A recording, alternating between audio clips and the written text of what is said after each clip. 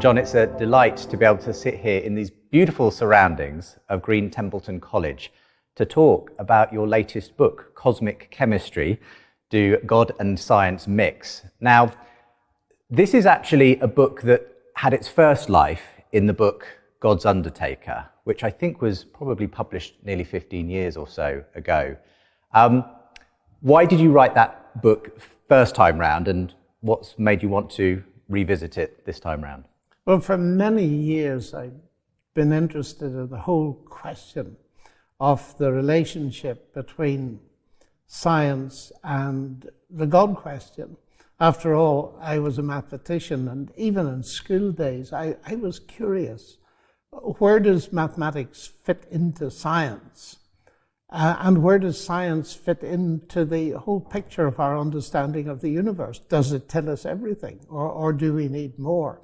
And I had been interacting with the whole science-religion debate since my middle teens. I came across a book by a chemist who taught in the Cambridge Tech called R.E.D. Clark, and he really sparked my mind to start thinking about these things. I was simply fascinated to read a scientist who believed in God and who felt beyond that science was giving evidence of the existence of God. So it started very early.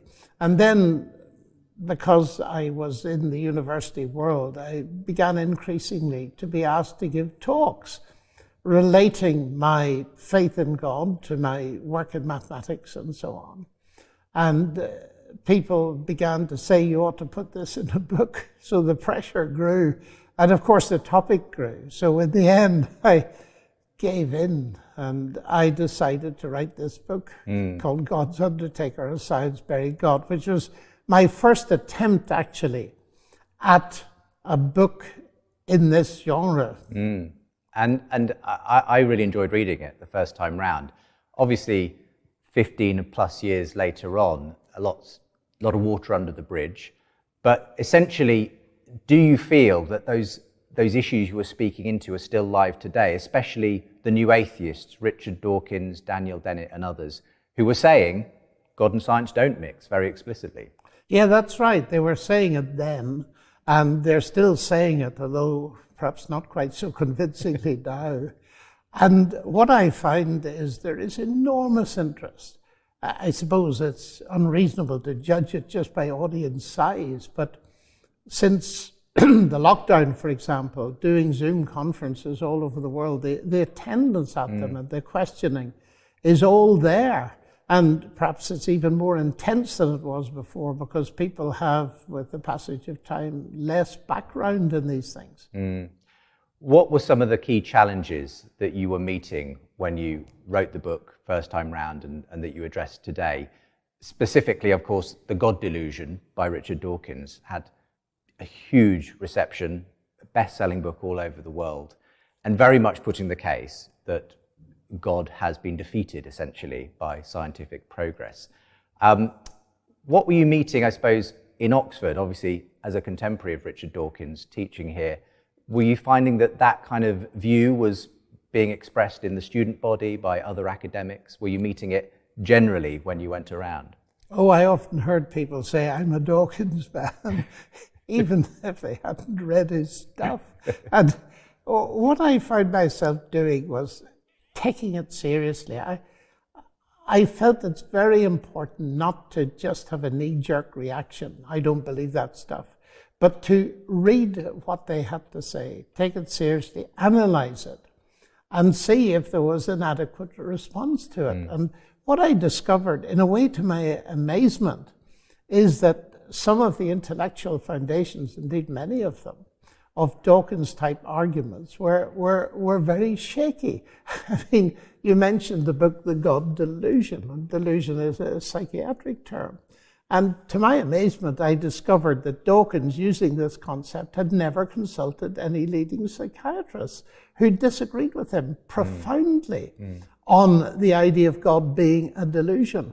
And that old Freudian argument, which he used and felt it really dismissed God, he couldn't see that actually it's a double-edged sword.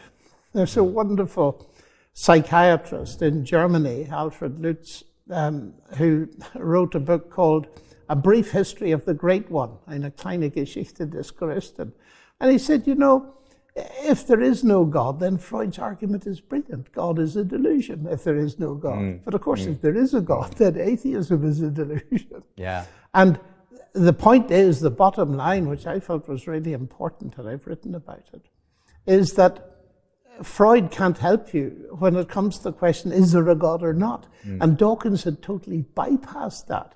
And what I found on close investigation was that even atheist writers were getting a little bit upset and even ashamed of the kind of thing that Dawkins wrote, people like Michael Ruse and so on.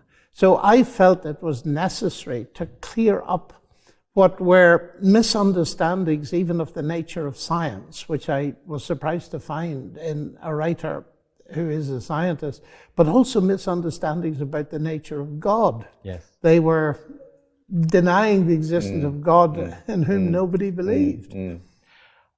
And you've done that not only in writing, but in discussion and debate with some of these key names over the years.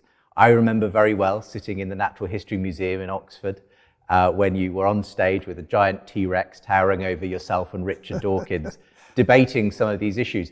Looking back on some of those encounters, what do you think has been the value of those? And what were some of the key arguments and points that were being debated in those? I think they were very valuable. They were terrifying experiences, of course, especially that particular one, because the difficulty was Dawkins and I had somehow to maintain a conversation without a great deal of direction, which is what he wanted, I believe. But there was a lot of pressure, I felt, in the sense that here you are, and you're representing God in a way, and so you want to get the thing right. And I feel we did get some good arguments, but what I was advised by a very senior newspaper writer in this country, very well-known person, he said, look, make sure when you enter one of these debates that when it's finished, you have said what you want to say. Don't simply be reactive. And that was hugely impressive. And what has encouraged me through the years is that the number of people, again and again, who write to me, who say that was the beginnings of them finding their way to a deep Christian faith. And even on that evening, there was at least one research scientist who started her way to Christianity.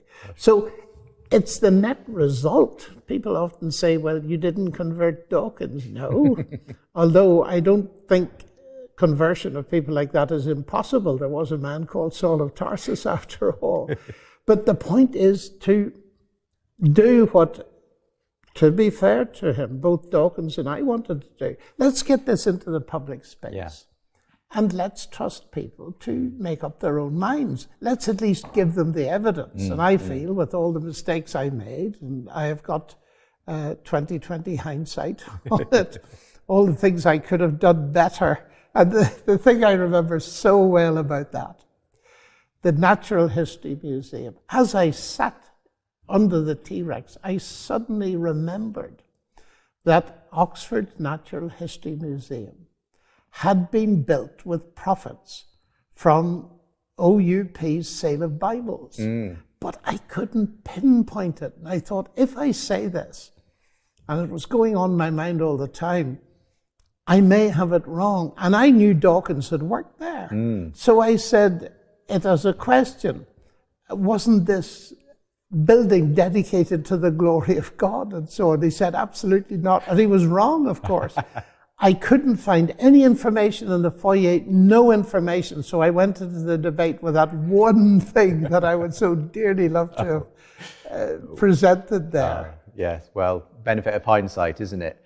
It's interesting, though, because the Natural History Museum is essentially designed on the model of a classic Gothic church, isn't it? Yes. So it's almost a temple to science, and to some extent represents what Dawkins and co. have said, which is science has replaced God as an explanation. And indeed, their contention is that if religion, and Christianity specifically, has done anything, it's slowed the progress of science and our understanding of the world and the universe. What's your response to that obvious sort of objection to Christianity? Well, I like quoting the venerable Richard Swinburne, who's one of our top philosophers. He says, science explains. I postulate God to explain why science explains. I think the point is, use the term science as explanation. And one of the things I do in my book is to really tease out, what do we mean by explanation? And what I fear, and I know, in fact, from reading them, that many of the so-called new atheists, who are now geriatric atheists, think is that God explanation and the scientific explanation are essentially the same, and therefore they compete. And I often say that is making a category mistake, because the science explanation is really dealing with the how, or the why of function, if you like. Why is that bit here, not there? Whereas the God explanation deals with the ultimate meaning and purpose. And I often say, look, God no more competes with science as an explanation of the universe than Henry Ford competes with the law of internal combustion as an explanation of the motor car. They are complementary explanations. And what fascinates me is sometimes when I'm in schools, I put this to kids. Here are two explanations of the motor car, Henry Ford and the laws of physics and internal combustion. And I say, choose, which is the true explanation? But sir, you need both. Why Dawkins cannot see that. But if you insist in saying that God is the same kind of explanation, then of course there's an inevitable but totally unnecessary clash. And even worse, I discovered, and I've written quite a lot about this, that if you think that God is a kind of gap, God of the gaps, I can't explain it, therefore God did it. So that God takes over where science leaves off. And as science advances, God gets completely squeezed out. Now, of course, if you define God to be a God of the gaps in this way, of course he's in conflict with science by definition. But God is not a God of the gaps, he's God of the whole show, of the bits we can explain and of the bits we can't explain. So when Newton, for example, discovered his law of gravitation and wrote to Bentley that he thought his work might be a pointer towards a divine intelligence, he didn't say, certainly didn't, of course, say, I've got a law of gravitation, I don't need God. No, he said, what a brilliant God who did it that way. And it's that ability to see that God is the God of the whole show. I often say to audiences, have you ever noticed the first sentence in the Bible? In the beginning, God created the bits of the universe we don't yet understand. Which, of course, is nonsense. But that is the kind of God that Dawkins was projecting. And that God is a delusion. Let's talk about the doctrine of creation, because there's an interesting point in the book where you say, far from hindering the progress of science, the Judeo-Christian doctrine of creation actually spurred it on. Can you explain how that's so? Yes, that has been one of the most interesting things for me. I got to know John Hedley Brooke in Oxford, who was the first professor of science and religion. And he was a consummate historian, a brilliant historian of science. And he taught me that one of the most important approaches to this whole debate is from the historical perspective. That sets things in order. And one of the most interesting questions posed by historians of science is, they noticed, it's very easy to see, that the pioneers, let's think of Galileo, Kepler, Newton, Clerk Maxwell, Babbage, Faraday, all of these people, Boyle, were believers in God. And they represent the peak of the explosion of what we would call modern science in the 16th and 17th centuries. And so they naturally asked the question, is there any relation between the two? And some of the greatest thinkers, particularly Sir Alfred North Whitehead, came to the conclusion, yes, there's a deep connection. It's to do with the medieval belief in God, as Whitehead said. And Lewis, C.S. Lewis, whom I'm old enough to remember actually lecturing, he made a very powerful point, I think, summing up Whitehead's work. He said, men became scientific. Sadly, there were no women scientists in those days. We've redressed that balance. Men became scientific because they expected law in nature, and they expected law in nature because they believed in a lawgiver. In other words, there's a deep connection, and I often put it provocatively that I am not remotely ashamed of being both a scientist of sorts and a believer in God, because arguably it was the Judeo-Christian tradition that gave me my subject. And Nobel Prize winners like Melvin Calvin, he said, you know, what is the origin of this conviction that there's order in the universe? He said, I find it in the Hebrew tradition going back thousands of years. And that is the basis for the rise of modern science. And it's not only that, because it's arguable from the biblical perspective that it teaches that the universe is contingent. That is, it could have been otherwise. And so if you want to find out what it's like, you go and look. Now, one of the biggest moves in the history of science came when Kepler abandoned the thinking that had dominated European science for millennia, actually, of Aristotle, which was you start with philosophical principles, you apply them to the universe. In other words, you have a concept of perfection. Perfect motion is circular. So you've got to discover that the perfect motions of the perfect planets and stars beyond the moon must be circular.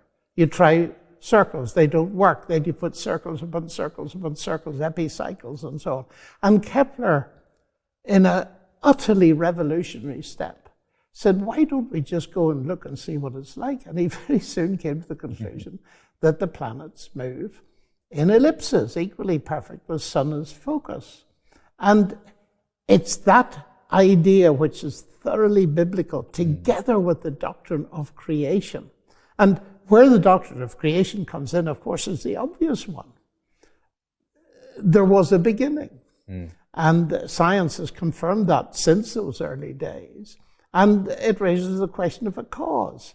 And therefore, as a pretty obvious inference to a best explanation, you have God as cause being a very highly plausible explanation of the existence of the universe compared with the kind of explanation I've had in more recent years to face coming from the likes of Stephen Hawking and Lawrence Krauss.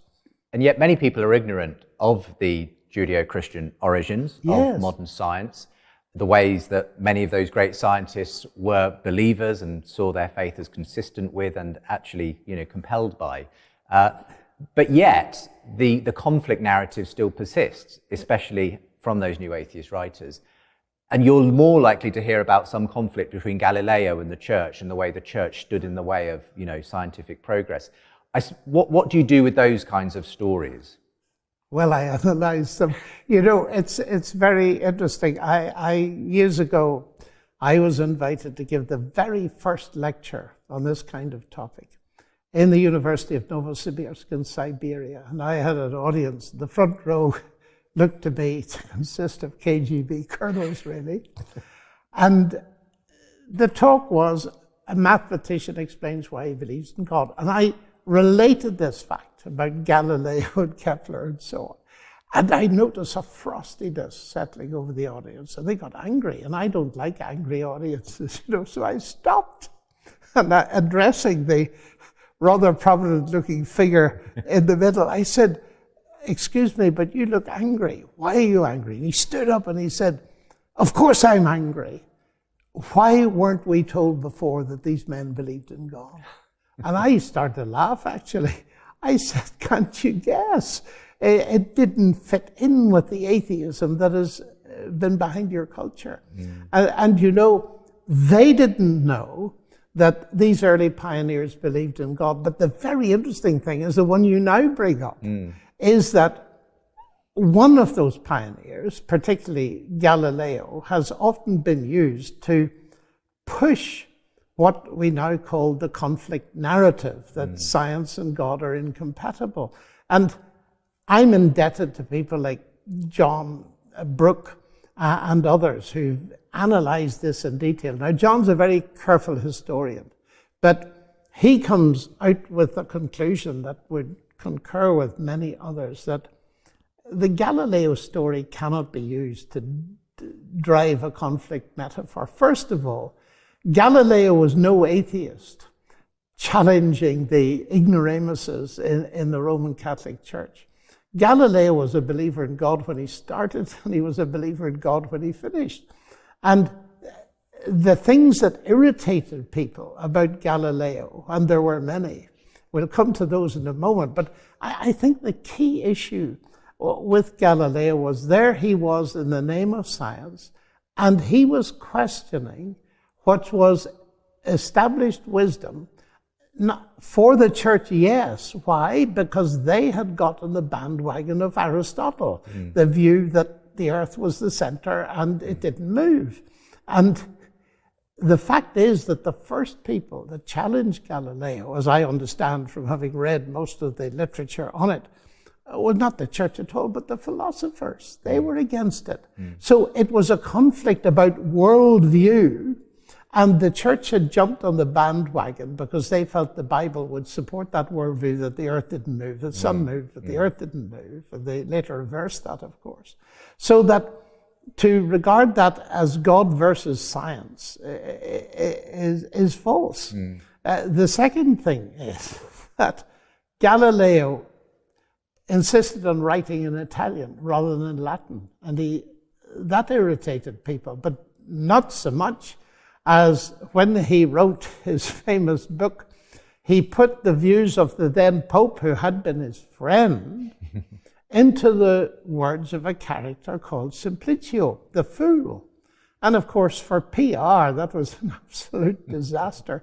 And you know, if you read Davos Sabel's wonderful book, Galileo's Daughter, you'll see that there's just no evidence that Galileo was a non-believer. There was a professor of the history of science, Colin Russell, at the Open University. He once wrote a very interesting piece where he said this conflict myth is so against history that the thing that needs to be explained is where it possibly could have come from. Galileo certainly can be used for it, and neither can the famous debate that took place in the Natural History Museum, where the aforementioned debate between Dawkins and myself took place, between Bishop Wilberforce and Thomas Henry Huxley.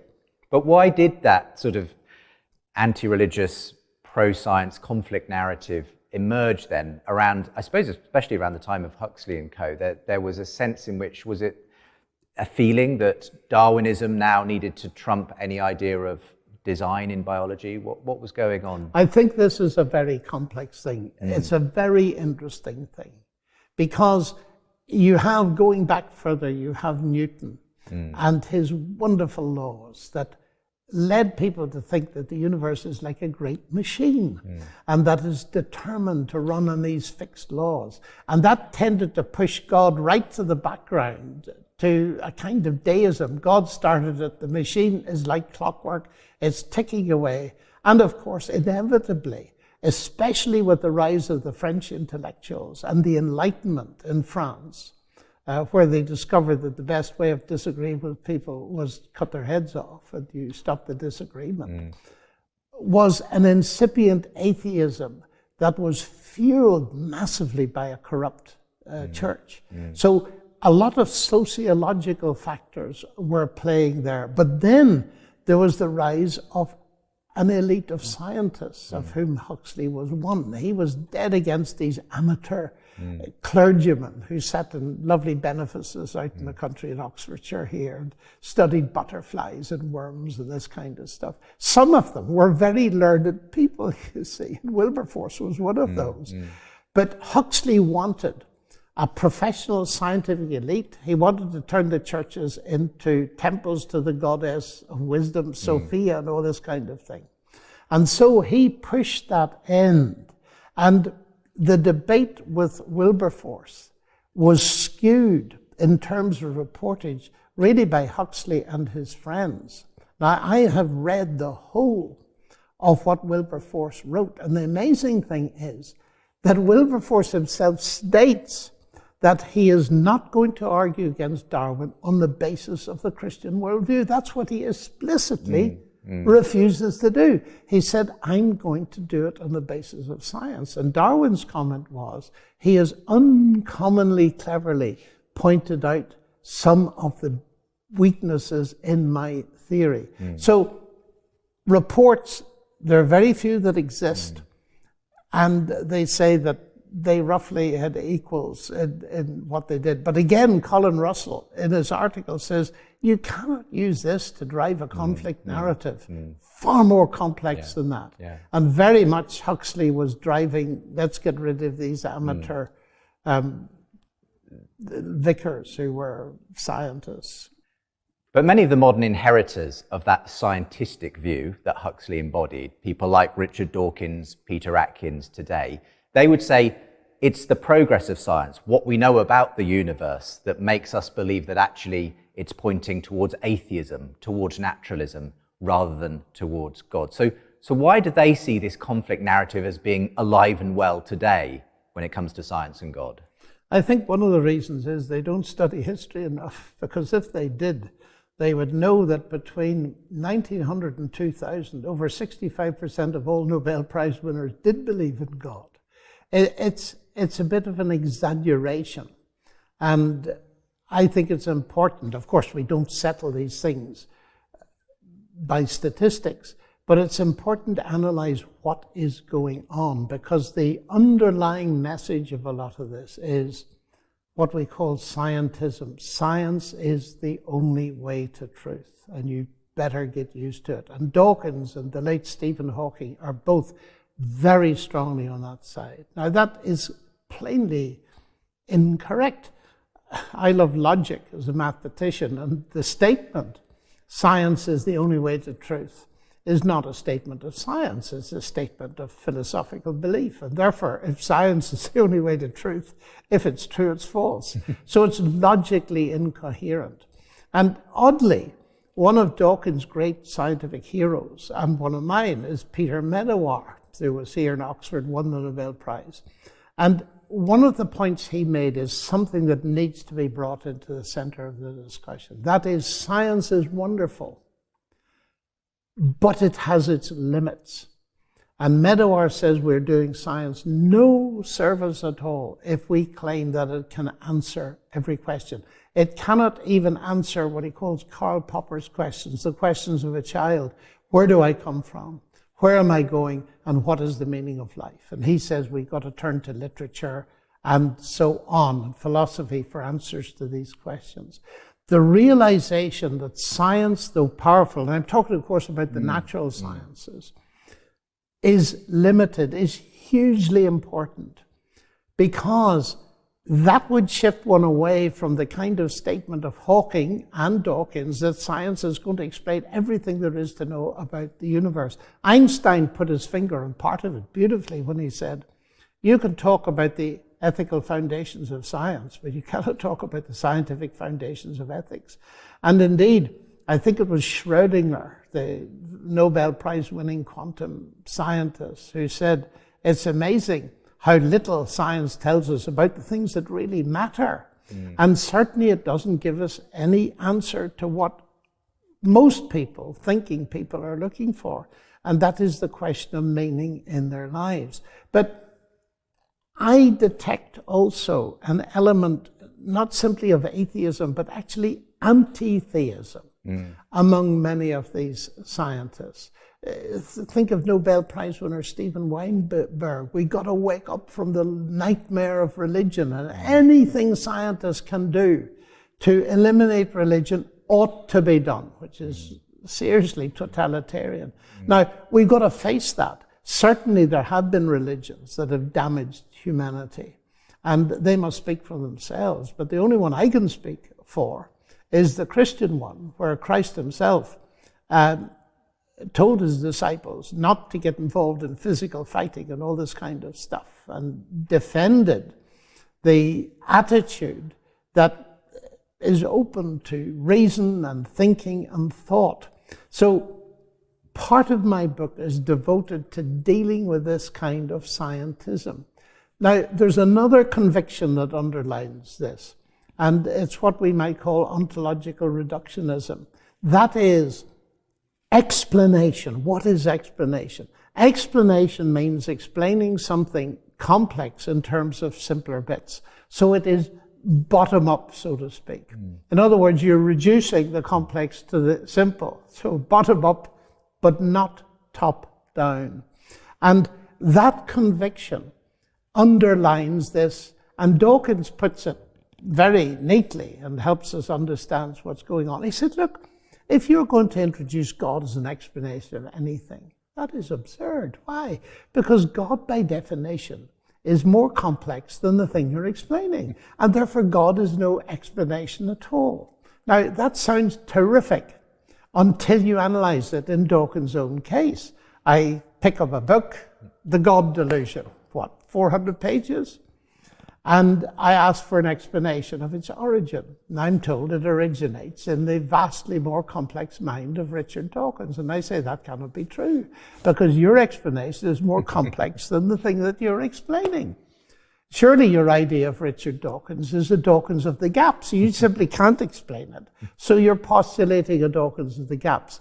Now, the serious point of the analogy is this, that yes, wonderful if we can reduce complex things to more simple parts, water to hydrogen, oxygen, and so on.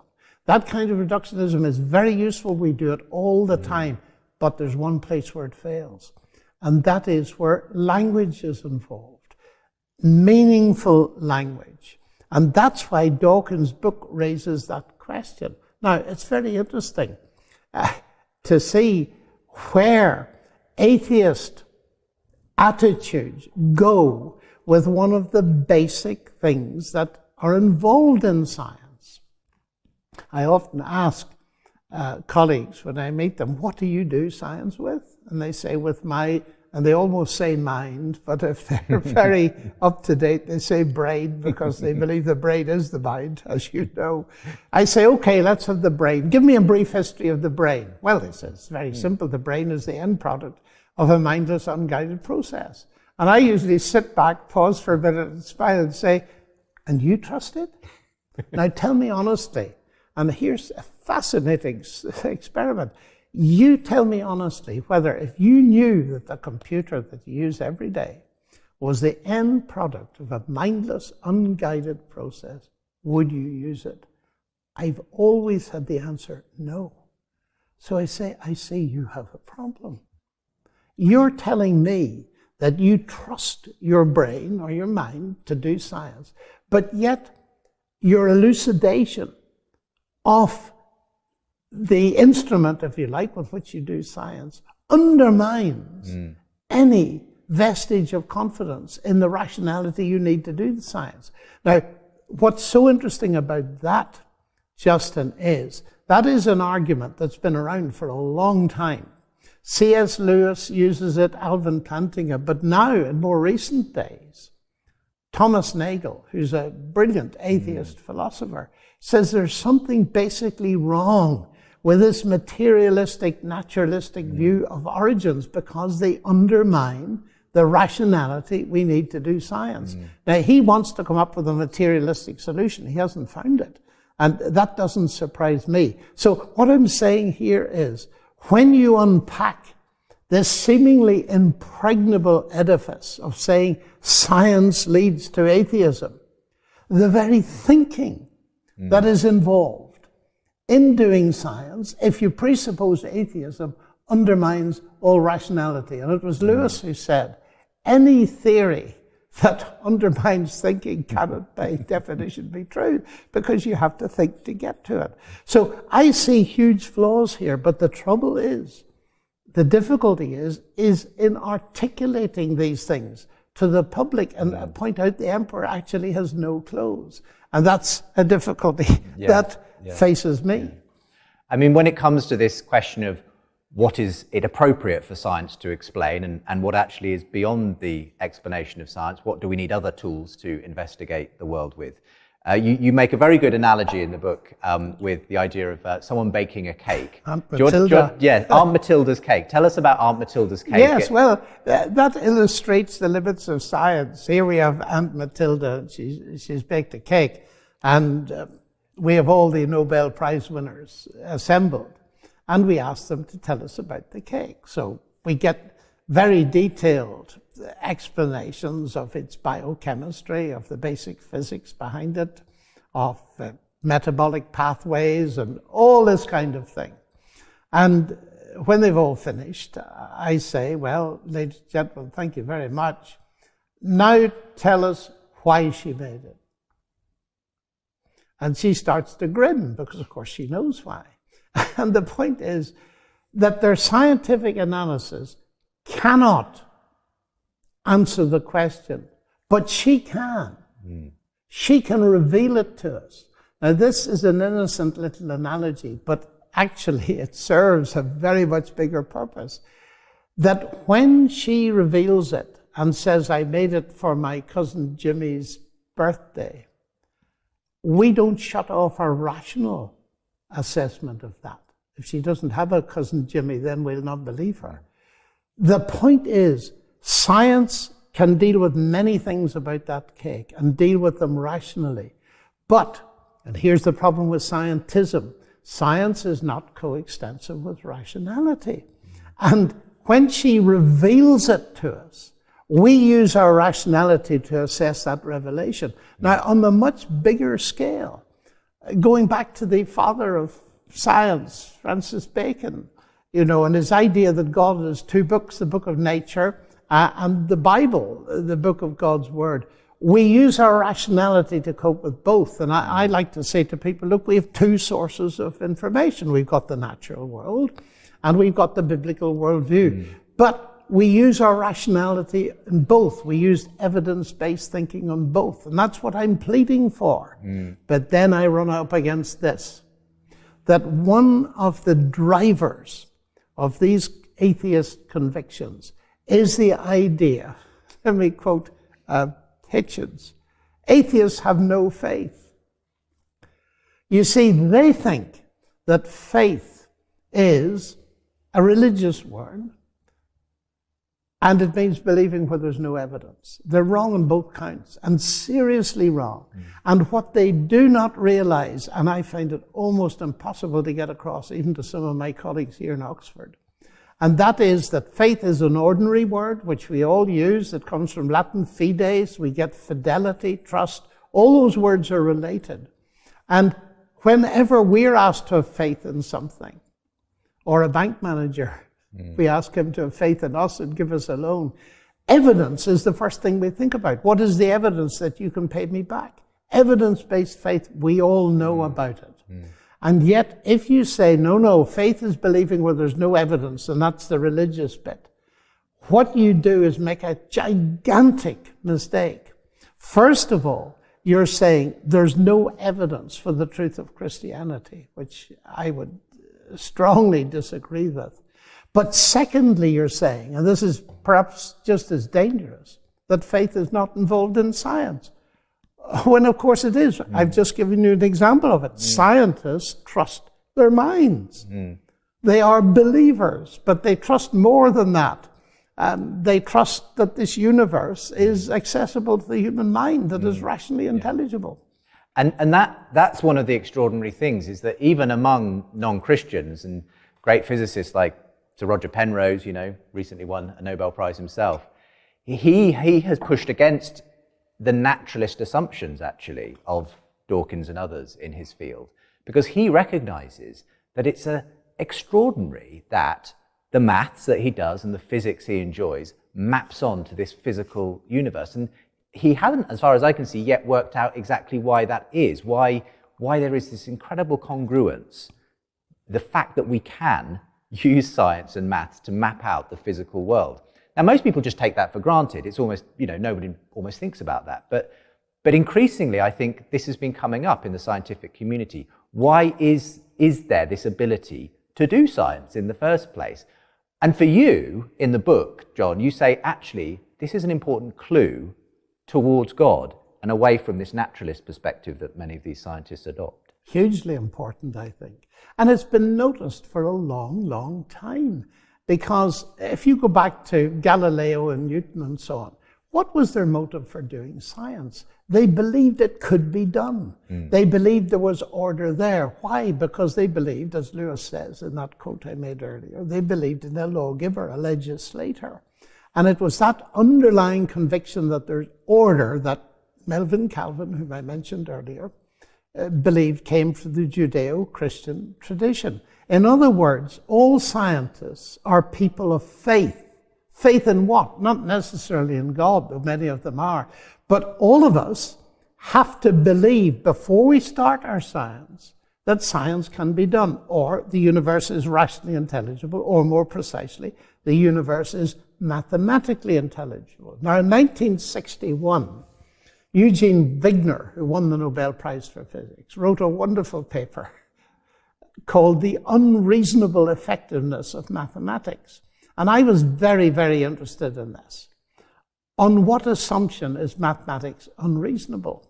Well, certainly it's unreasonable on atheistic assumptions. Very unreasonable indeed. You've no right to accept it, expect it, as many scientists have pointed out. But on the assumption that there is a God who created the world and ordered it, then it's perfectly reasonable that mathematics works.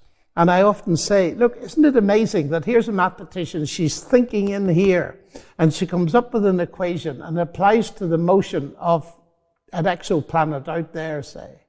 How does that possibly work?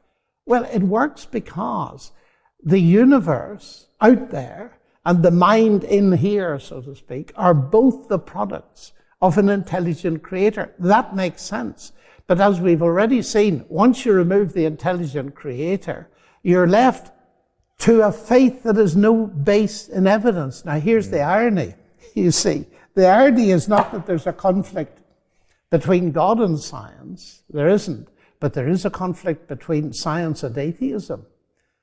For that very reason, it undermines the rational underpinnings that we need to do science. Now, I say this is important because, first of all, it's absolutely central, and secondly, everybody can understand it. You've spoken about the intelligibility of the universe, the unreasonable effectiveness of mathematics, and the way that it is very coherent when it comes to a theistic outlook on the world.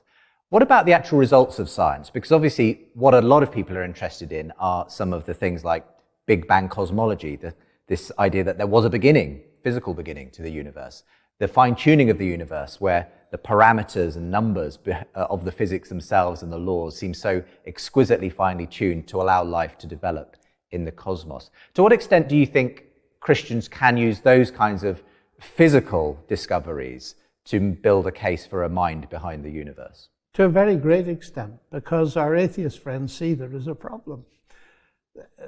Take the Big Bang first. Of course, Fred Hoyle coined that phrase, Big Bang. It was a label on a mystery. It was his rejection, really, and repugnance to the idea of a beginning. And part of that, his colleagues said, was he didn't really like the idea of a creator. Now, what is so interesting about that is that I remember the 1960s when the evidence came in strong and heavy that there was a beginning to space-time. It was resisted in the UK, even by the editor of Nature, who said we shouldn't go down that road because it'll give too much leverage to people who believe in creation. In other words, it raised the obvious question, if there was a beginning to space-time, and everything we know this universe proceeded from that point, it raises the question, what caused it? What lies behind it? Now, oddly enough, it was the 1960s where we had the definitive evidence came in. For centuries, it had been believed with Aristotle that the universe was eternal. But the Hebrew Bible had, for centuries, and the Christian New Testament had been claiming that there was a beginning. And they were proved to be right. And when I mentioned this in a debate with Dawkins, he said, what's the big deal? There either was a beginning and there wasn't. So if you guess, you've got a 50% chance of getting it right. I said, Richard, it wasn't decided by statistics or tossing a coin. It was decided against enormous pressure. And a lot of the pressure coming from atheism, that it couldn't be so. So to be able to say initially, as you say, the pushback against the idea that there was a beginning to space-time actually did come primarily from atheist scientists. And they had to give in because of the sheer weight of evidence. So Dawkins was wrong when he suggested to me that it was the toss of a coin. And I have made the point repeatedly, at least the Bible got it right all those millennia ago. And so we have a beginning. It raises the question of, well, what caused that? The cosmologists, brilliant people like the late Stephen Hawking, come in to try to explain how you can get something from nothing. This is the key philosophical question. Goes back to Leibniz and Heidegger and all kinds of other people. How do you get something for nothing? And his key statement in his penultimate book is, because there is a law like gravity, the universe can and will create itself from nothing. Now, when I read that, I thought, pardon? Because there is a law like gravity, because there's something, the universe will create itself from nothing. That's a flat logical contradiction. But then, on inquiring a bit further, I noticed, well, because there's a law like gravity, is this falling for the common mistake among scientists that laws create things? C.S. Lewis debunked that long ago when pointing out that the laws of arithmetic won't create any money for you, even though some experts in the banking world thought it could. And then finally, the universe will create itself. Well, what does that mean? Just analyzing the words. If I say X creates Y, it means if you've got X, you're going to get Y, roughly speaking. If I say X creates X, well, as I said in my book, it means nonsense remains nonsense, even if high-powered scientists talk it.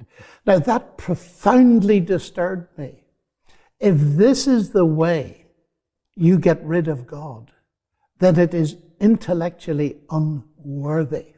And think of Lawrence Krauss in his book, A Universe from Nothing, where he says, near the beginning, he says, surely nothing must be physical, just as something is, even if it is the absence of something. Well, that's just sheer rubbish. Now, if people to get rid of God have to resort to rubbish, then using inference, the best explanation, the God explanation comes off very much more effectively. It really does worry me, that kind of non-explanation that is being foisted on people today. So there's a huge question. Hawking has not solved the question of why there's something rather than nothing. And what I want to say very carefully is, a universe came from nothing physical, but it didn't come from nothing. It came from God, who's not nothing. God may be spirit, but he isn't nothing. And therefore, again, the biblical worldview comes in with an explanation that makes sense. Now, I've mentioned once or twice in the course of this chat, inference to the best explanation.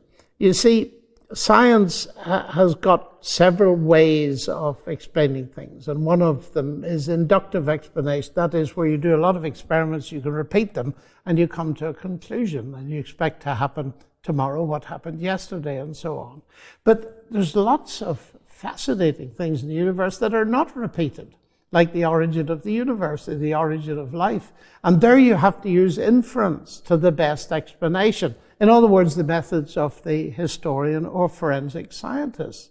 Hercule Poirot cannot say, well, let's see what happened. Let's repeat the murder and we can see exactly what happened. You can't do that. So he has to use inference. Now, if A did the murder, you'd expect X to happen. X happened.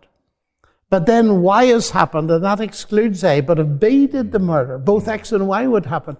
So that B is a more plausible candidate. And so you make an inference to the best explanation. And that's the secret of Agatha Christie's denouements. And that's the sort of explanation that you might then be tempted to give for a phenomenon like the fine-tuning of the universe for life. So absolutely. These extraordinary physical constants and laws that seem so precisely balanced in a way that allows life to develop in the cosmos. Give us an example, firstly, of these types of laws, and then why you think it's valid to use an explanation such as a designer. Well, Paul Davies, a physicist who I know and is always worth reading, has got a whole array of these. And one of them is, if you consider the ratio of the electromagnetic force constant to the gravitational force constant, if you decrease that just by the slightest 1 part in 10 to the power 40, that's a 1 with 40 zeros at it, then you will only get large stars. If you increase it by 1 part in 10 to the 40, you'll only get little stars. But in order to have carbon-based life, you must have both big stars and little stars. So the fine-tuning has to be unbelievably precise. And there are even more significant examples given by Roger Penrose, who one of his fine-tuning arguments is that if you want to have a universe with a second law of dynamics, in other words, one in which a car will rust eventually, disorder increases, the creator's aim, and he uses that word, he doesn't believe in a creator, must be accurate to 1 part in 10 to the power 10 to the power 123, which number, as he points out, is so big that if you put a 1 here and a 0 in every elementary particle in the universe, you can't even write it out in decimal basis. So this is a huge thing. It demands explanation. There's a very eminent philosopher here in Oxford. He invited me to be grilled by his students and talk to them about why I believed in God. And he said, I hope you're going to use the best argument against atheism. I said, well, I'll use it if you tell me what it is. Oh, he said, if ever I were to become a Christian, it would be the fine-tuning argument. He said, that really does have bite. And so it's not that I'm sitting here as a Christian saying, look, you guys ought to think about this. They are thinking about it. It's part of standard science now. This is not some peripheral little thing. It is hardcore mainstream science. And it raises a huge question. Now, I'm well aware that the way out of it for many scientists, like our astronomer royal, Lord Rees, is to say that there is a multiverse. There are infinitely many universes, and so you'd expect, if that's the case, there to be one like this. But there's no evidence for these universes. And I may be prejudiced, but I was taught quantum physics years ago at Cambridge by Sir John Polkinghorne. And he just says these are not accessible to us.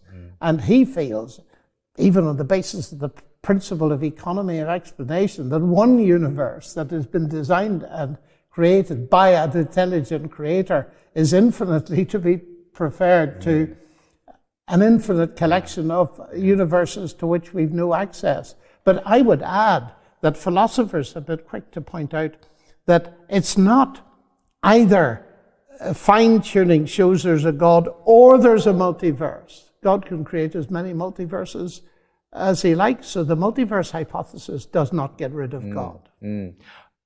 The natural response may be, yes, John, that's all very well, but God is a sort of science stopper as an explanation. I can't investigate God, therefore, I don't want that to be the final explanation. And in any case, the more we do learn about the fine-tuning of the universe, it's likely that we will eventually find some naturalistic explanation. And it's just another God of the gaps argument. God will eventually get squeezed out of this particular argument. I mean, what's your response to that idea that it's just more God of the gaps thinking? Well, the point is that by discovering the fine-tuning, we are investigating God.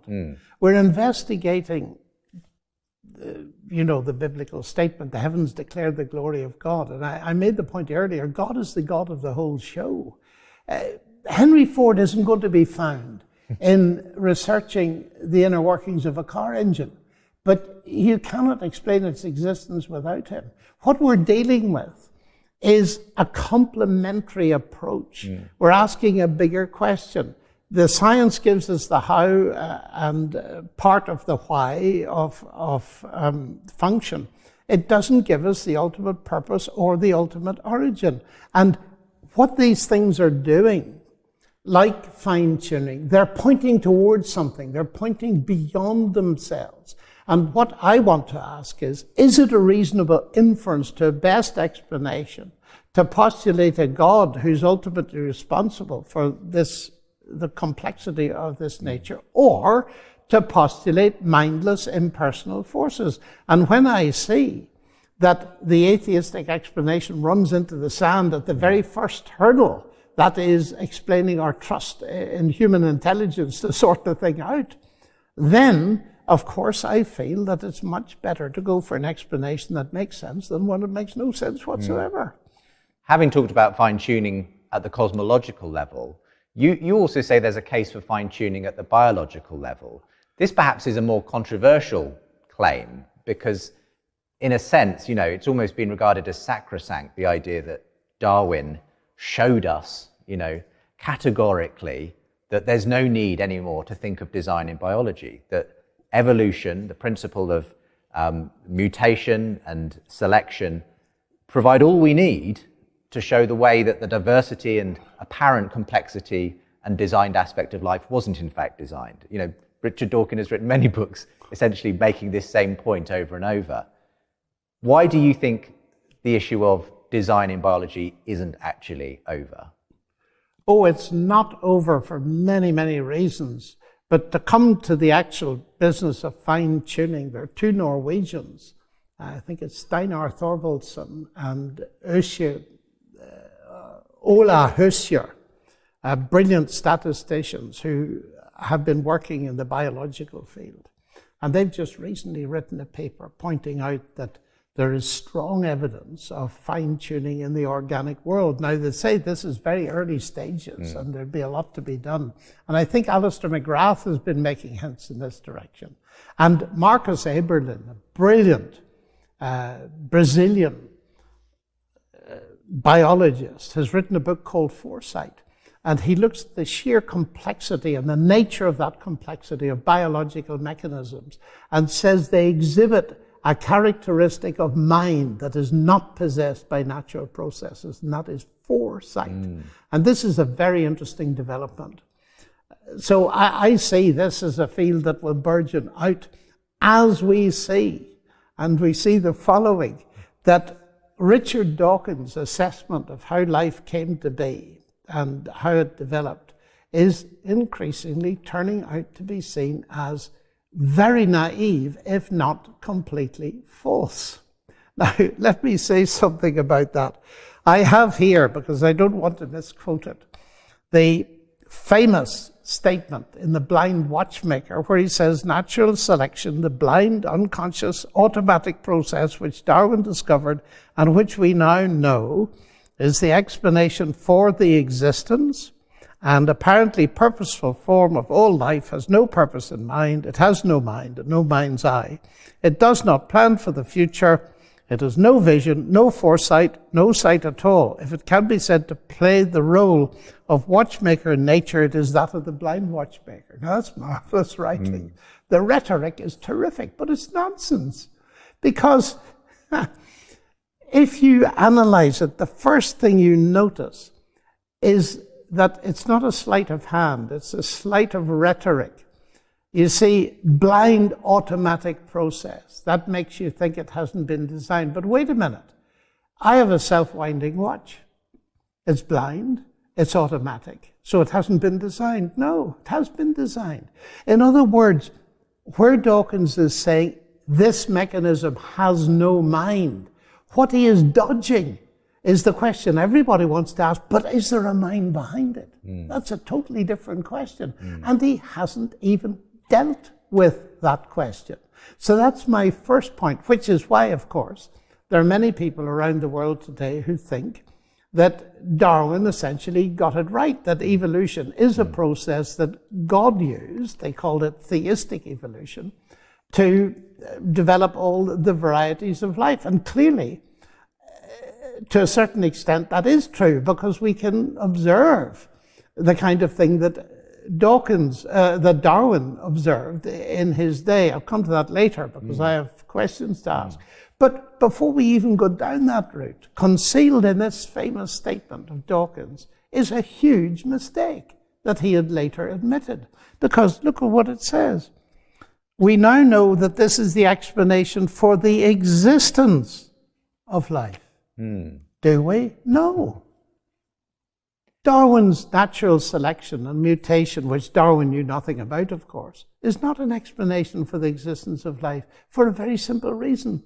Whatever natural selection does or doesn't do, it depends on life to do anything, so it cannot explain life. Now, it took Dawkins years from writing that to admitting in one of his more recent books that evolutionary theories, Darwin's theory, does not deal with the origin of life. Now, that is hugely important because this simply drew the wool over people's eyes. Clearly, evolutionary processes are there. We all look different. There is variation. Darwin saw it in finch beaks and all this kind of thing. But however far that reaches, and I think there may well be a limit, and that is being admitted by many biologists today, where it wasn't in the day that Dawkins wrote this book. They think that the neo-Darwinian synthesis, in the words of the systems biologist Denis Noble, who's a fellow of the Royal Society here in Oxford, doesn't need to be modified, it needs to be replaced. It's inadequate. But leaving that aside, we have the fact that life exists, and this claim of Dawkins that permeates the whole of society, that evolution is the answer, is simply false.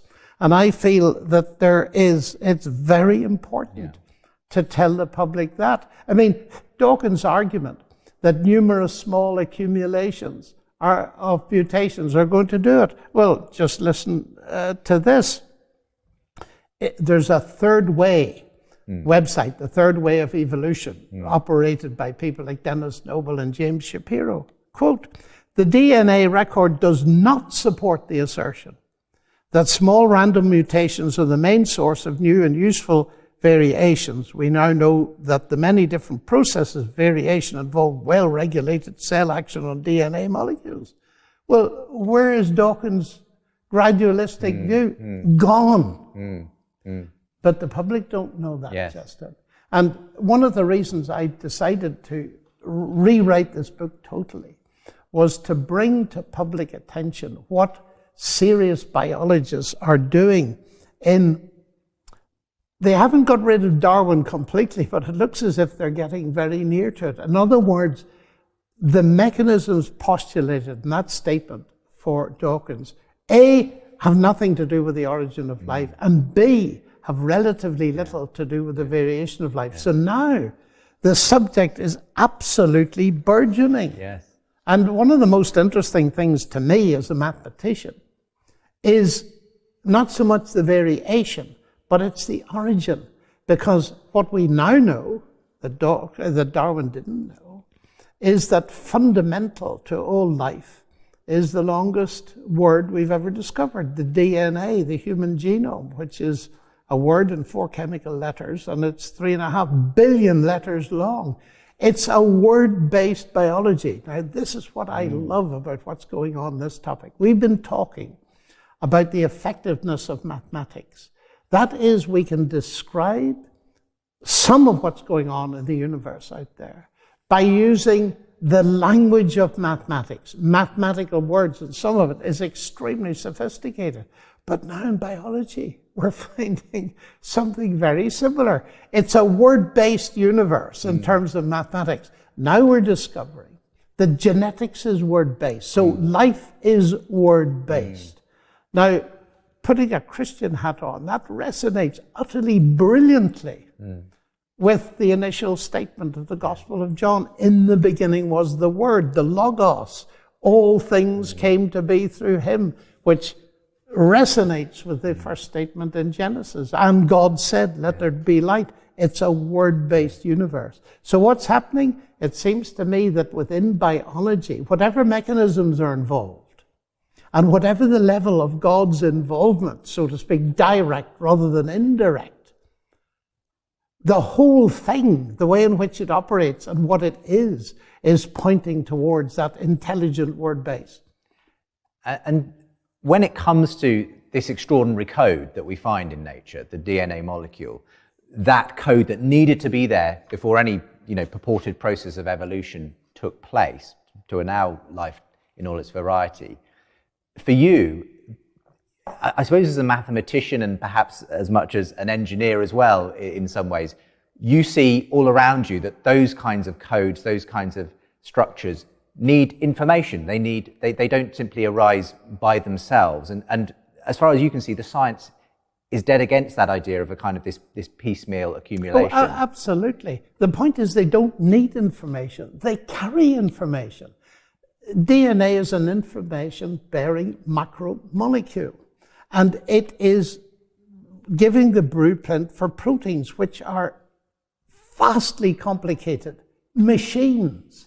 And, I really knew very little before I started studying this, that you take a single cell, contains maybe 100 million proteins of 20,000 different types. And it's so small that a couple of hundred could be placed on a dot and an I in a typescript. The tiniest bacterial cell, how much does it weigh? Less than 1/1,000,000,000 of a gram. And it's got thousands of molecular machines, 100,000 million atoms, 100 billion atoms in the tiniest bacterial cell. It's absolutely without parallel in the non-living world. In other words, it's not that it's complex, it's the nature of the complexity. And we're back to Richard Dawkins as an explanation for his own book. Dawkins' book is not the length of the human genome. And yet we unflinchingly postulate his mind as responsible for that book. So I often say to people, you look up in a room and you see exit. That's 4 letters. And you immediately know that whatever mechanical processes, manufacturing processes, robotic processes, automatic processes are involved in its construction. There was a mind behind it. Immediately, 4 letters. And yet people sit in front of the DNA with its 3.5 billion letters and they say, chance and necessity. That, to my mind, is completely absurd as an inference to the best explanation. And in that sense, as you've said in the book, the conflict isn't between science and God. It is between these two worldviews that people bring to the science, the theism and the atheism. And as far as you can see, actually, there's plenty more evidence supporting a theistic perspective, that there is a mind that makes sense of this extraordinary complexity and intelligibility than it is all just the result of blind, purposeless processes. Yes. You see, DNA in itself is enough for me. In the beginning was the Word. But what has been unraveled, particularly by the systems biologists like Dennis Noble in recent years, is there's a whole epigenetic level, control mechanisms above and beyond. There's information in the Word, but then proteins that are specified by the DNA fold into 3-dimensional shapes, a problem that has just been solved in the last couple of months by artificial intelligence. That carries a lot of information. And so there's level upon level upon level. And of course, what that is doing is pushing atheism into the background so that atheism becomes increasingly an atheism of the gaps. Interesting. As we conclude, John, the subtitle of the book, it's called Cosmic Chemistry. The subtitle is Do God and Science Mix? In a nutshell, why do you think a reader can go away from this, whether they be Christian or non-Christian, confident that actually they don't just mix, they're dependent upon each other in some way? I wrote the book in order to present both sides of a case, really, because I've taken the atheist case, if I put it that way, extremely seriously. What I wish to do is not to make people's minds up for them, but to give them insight into what is really going on at the highest levels as best as I can in this debate, so that they get a hold of certain basic things, so that they understand the caricatures of God that have been used to reject God, a delusory God, so they can understand the nature of scientific thinking, so they're not fooled by not understanding what explanation is. And I have brought that evidence to bear, and I put it before them, and I say, make up your own mind. I think behind it all is the desire that so often people reject things that they don't like without considering them. And from a Christian perspective, I want to say, look, before you reject it, make sure you know why you're doing that. And read the evidence. I've tried to be fair to it. I've read these people. I've interacted with them all of my life. And so to speak, this is my word to point out that when it's all assessed, I find that the explanation that makes most sense to me is, in the beginning was the Word. And I hope that perhaps people coming to see that may begin to see there might be reason to think about the bigger thing, and that is that the Word became human and lived among us. But that's a story for another time. Thank you very much for talking to me, John. Thank you.